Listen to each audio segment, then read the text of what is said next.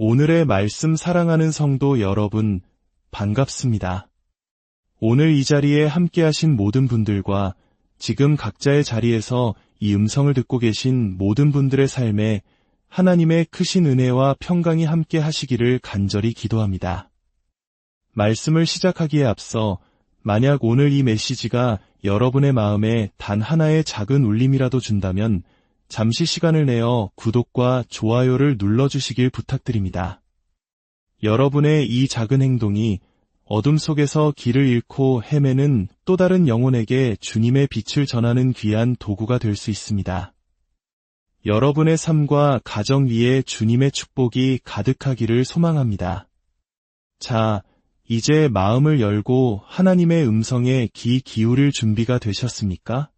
오늘 저는 어쩌면 이 시대의 교회가 아직 선포할 준비가 되지 않았을지도 모르는, 그러나 하나님께서 반드시 전하라고 명령하신 메시지를 나누려 합니다. 이 메시지는 단순히 지식으로 듣는 이야기가 아닙니다. 이것은 우리의 일상생활, 가정과 사업, 그리고 직장에 직접적으로 적용될 말씀입니다. 더 나아가 이 메시지는 우리를 영적인 죽음과 배교로부터 지켜내고 마지막 날 주님과 함께 영원한 생명으로 나아가게 할 구원의 말씀입니다.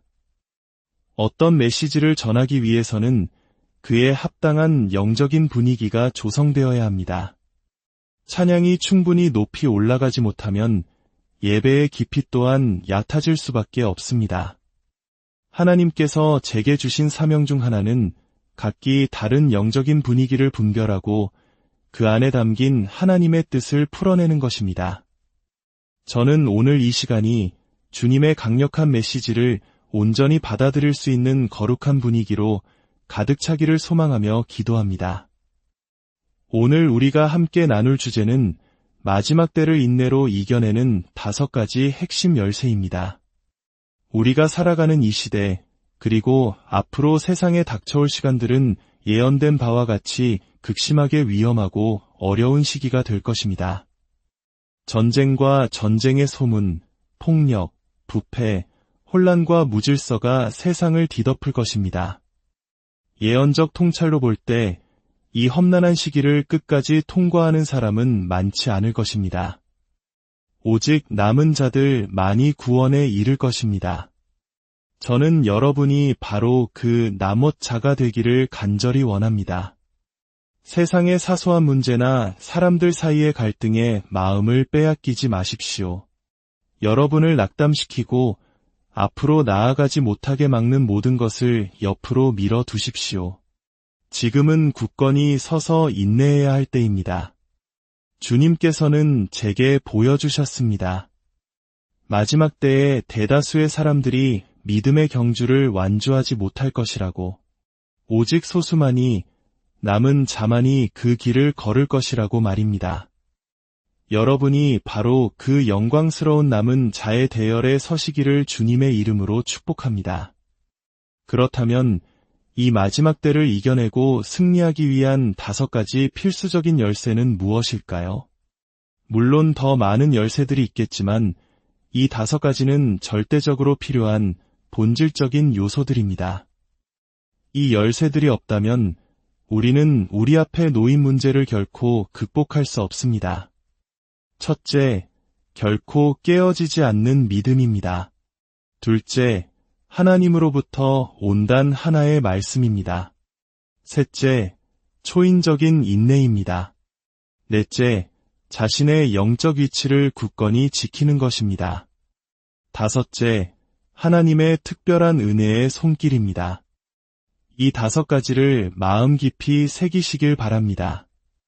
오늘은 이 중에서 가장 기초가 되는 첫 번째 열쇠, 결코 깨어지지 않는 믿음에 대해 깊이 나누고자 합니다. 누가복음 18장 8절을 보면 예수님께서 이렇게 질문하십니다. 그러나 인자가 올 때에 세상에서 믿음을 보겠느냐 하시니라. 예수님께서 다시 오실 때 이 땅에서 과연 참된 믿음을 찾아볼 수 있을지를 염려하신 것입니다. 왜 이런 질문을 하셨을까요?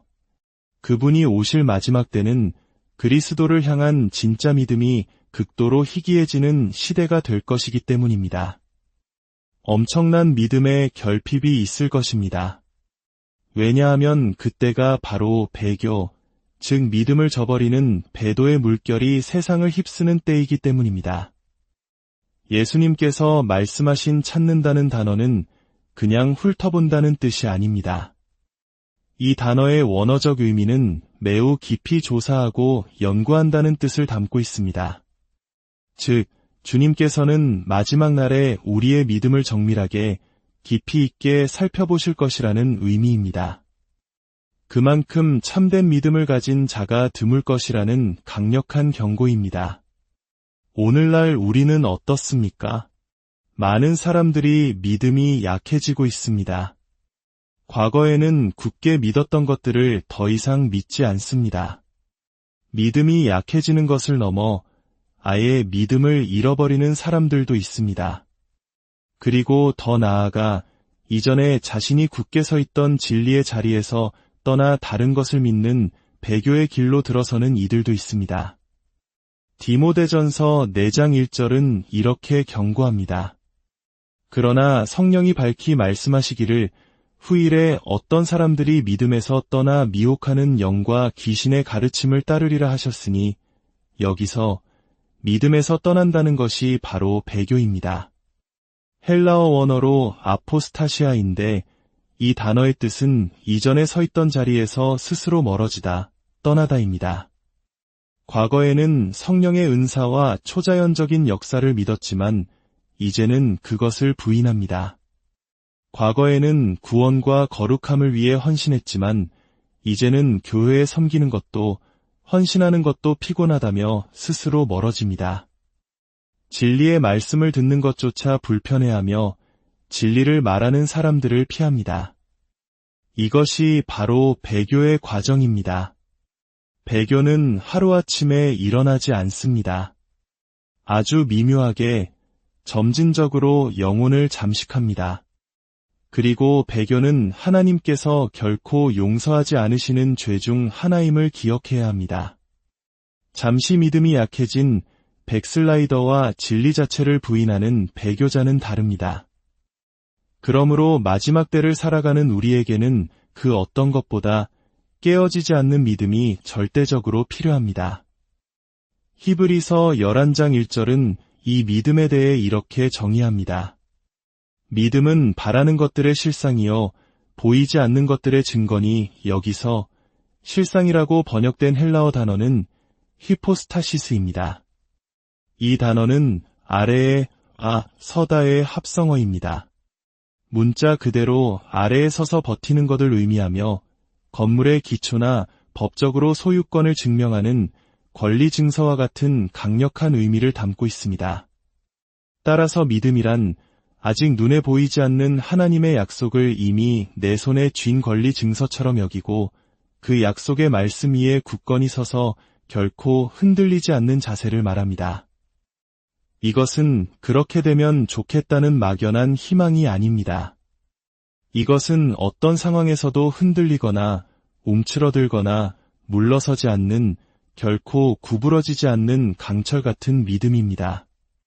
하나님께서 저에게 이 교회를 다시 가득 채우시겠다고 약속하셨을 때 저는 그 말씀을 붙들고 이 자리에 섰습니다. 그리고 저는 그 약속이 이루어질 때까지 왼쪽으로나 오른쪽으로나 치우치지 않고 이 자리를 지킬 것입니다. 이것이 바로 히포스타시스의 믿음입니다. 히브리서 11장은 바로 이 믿음의 영웅들에 대한 기록입니다.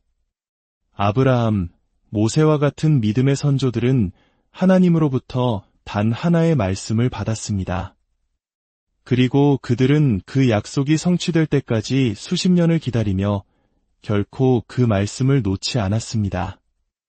아브라함은 하나님이 그를 부르시기 전부터 이미 부유한 사람이었습니다. 그는 메소포타미아의 화려한 도시 우르 출신으로 많은 재산을 가지고 있었습니다. 그러나 하나님께서 내 본토 친척 아비 집을 떠나라고 말씀하셨을 때 그는 모든 부와 안락함을 버리고 약속의 말씀을 좇았습니다. 그리고 아들을 주시겠다는 약속 하나를 붙들고 25년을 기다렸습니다. 이것이 인내하는 믿음입니다. 이것이 바로 우리가 가져야 할 믿음입니다. 히브리서 11장 3절은 말합니다. 믿음으로 모든 세계가 하나님의 말씀으로 지어진 줄을 우리가 아나니. 여기서 하나님의 말씀은 헬라어로 레마, 즉 하나님으로부터 개인적으로 주어지는 살아있는 말씀을 의미합니다. 믿음의 영웅들은 수백 페이지의 예언서가 필요하지 않았습니다. 그들에게는 단 하나의 레마, 하나님의 말씀이면 충분했습니다. 사랑하는 성도 여러분, 하나님께서 여러분 각자에게 주신 약속의 말씀은 무엇입니까? 성경을 읽다가 혹은 기도를 하다가 또는 설교를 듣다가 여러분의 심장을 관통했던 그단 하나의 말씀이 있지 않습니까? 그 말씀을 붙잡으십시오. 그것이 여러분의 히포스타시스이며 여러분의 권리 증서입니다. 세상이 뭐라고 말하든 상황이 아무리 절망적으로 보이든 그 말씀을 굳게 붙잡고 결코 놓지 마십시오. 마치 핏불이 한번 물면 절대 놓지 않는 것처럼 그 약속의 말씀을 붙드십시오. 인내는 모든 덕의 어머니라고 했습니다. 믿음과 인내로서 우리는 약속을 유업으로 받습니다. 가정을 구원하시겠다는 약속, 재정적인 회복을 주시겠다는 약속, 병을 고쳐주시겠다는 약속, 여러분의 삶을 통해 위대한 일을 이루시겠다는 그 약속을 포기하지 마십시오. 여러분의 마음은 영적 전쟁의 최전선입니다. 사탄은 끊임없이 여러분의 마음에 의심과 낙심의 생각을 심으려 할 것입니다. 너는 안 돼, 넌 자격이 없어, 하나님은 널 잊었어 라고 속삭일 것입니다. 그럴 때마다 여러분은 진리의 말씀으로 맞서 싸워야 합니다. 나는 하나님의 자녀다. 나는 상속자다. 나는 내게 주신 약속의 땅에서 한 발자국도 물러서지 않을 것이다. 라고 선포해야 합니다. 여러분의 가정이 여러분의 영토입니다. 여러분의 직장이 여러분의 영토입니다. 사탄이 그곳을 분열시키고 파괴하도록 내버려 두지 마십시오. 믿음으로 서서 싸우십시오. 하나님께서 주신 약속, 그 비전과 꿈을 결코 포기하지 마십시오.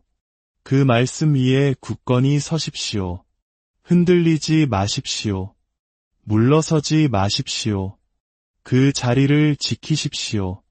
하나님께서 여러분을 그 자리에 세우셨고 여러분의 목적은 그 부르심과 연결되어 있습니다. 어떤 질병도, 문제도, 재난도, 그 어떤 것도 하나님의 약속을 붙든 당신을 멈출 수 없습니다. 이제 두 손을 가슴에 얹고 저를 따라 기도해 주십시오. 전능하신 하나님 아버지, 오늘 제게 깨어지지 않는 믿음이 무엇인지 가르쳐 주시니 감사합니다. 세상의 풍파와 사탄의 속삭임 속에서도 제게 주신단 하나의 약속의 말씀을 굳게 붙들게 하옵소서. 아브라함처럼 인내하며 믿음의 선조들처럼 결코 물러서지 않는 믿음을 허락하여 주시옵소서. 제 마음과 가정, 그리고 제 삶의 모든 영역을 믿음으로 지켜내겠습니다. 제 삶을 통해 하나님의 약속이 온전히 이루어지는 것을 보게 하옵소서. 살아계신 우리 주 예수 그리스도의 이름으로 기도드립니다. 아멘. 사랑하는 성도 여러분, 포기하지 마십시오. 여러분의 인내와 믿음의 싸움은 결코 헛되지 않습니다. 여러분의 삶에 하나님의 약속이 반드시 이루어질 것을 믿음으로 선포합니다.